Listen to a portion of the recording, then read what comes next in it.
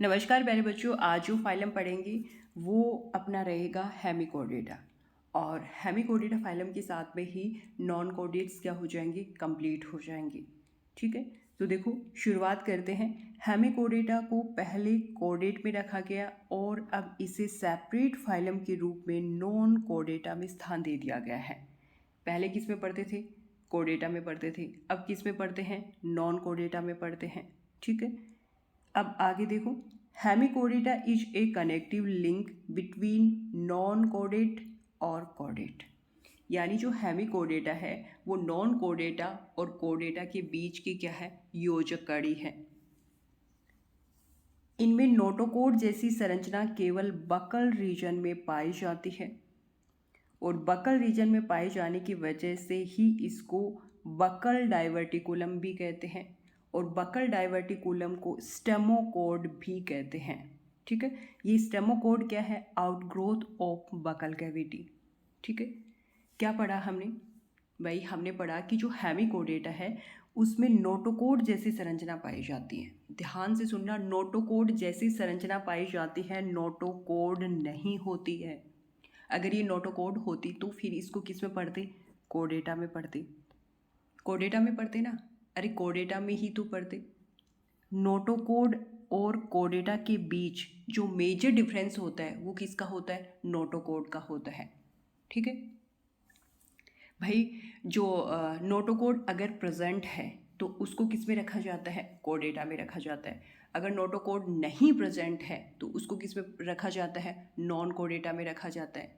तो दोनों का जो मेजर डिफरेंस है वो यही है, उसमें नोटोकोड प्रेजेंट है तो कोडेटा, नोटोकोड प्रेजेंट नहीं है तो नॉन कोडेटा। इसी वजह से हेमिकोडेटा को किस में पढ़ा जाता है? अरे किस में पढ़ा जाता है? नॉन कोडेटा में पढ़ा जाता है। ठीक है, तभी तो ये बताया गया है कि नोटोकोड जैसी संरचना पाई जाती है, नोटोकोड नहीं पाई जाती।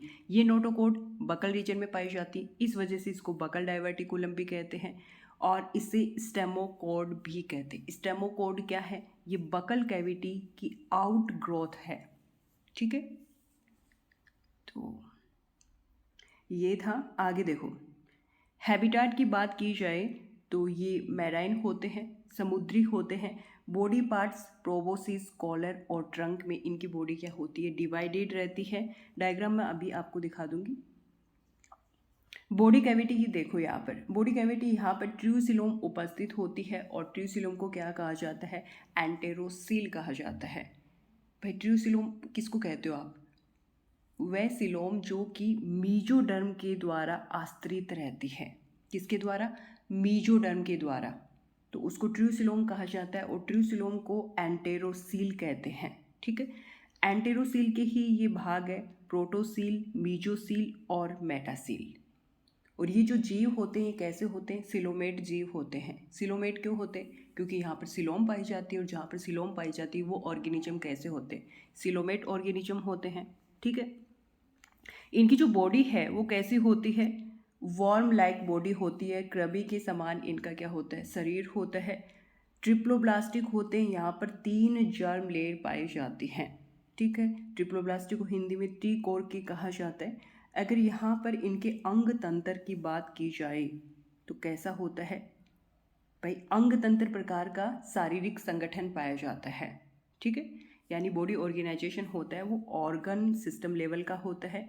सिमेट्री की बात की जाए तो वो कैसी होती है? बायलेटरल सिमेट्री होती है। कैसी होती है? बायलेटरल सिमेट्री होती है। बायलेटरल सिमेट्री में क्या होता है कि बॉडी को जब डिवाइड किया जाता है तो दोनों पार्ट इक्वल होते हैं, वो सिमेट्री क्या होती है? बायलेटरल सिमेट्री होती है। एक्सक्रीशन किसके द्वारा होता है? यहाँ पर बाय प्रोबोसिस ग्लैंड और सिंगल ग्लोमेरुलस के द्वारा होता है। सर्कुलेटरी सिस्टम यहाँ पर ओपन टाइप यानी खुले प्रकार का होता है। हार्ट लोकेटेड डोर्सली, यानी जो हृदय है वो पृष्ठ भाग में उपस्थित होता है। नर्वस सिस्टम नॉन कोडेड जैसा ही होता है इनमें भी।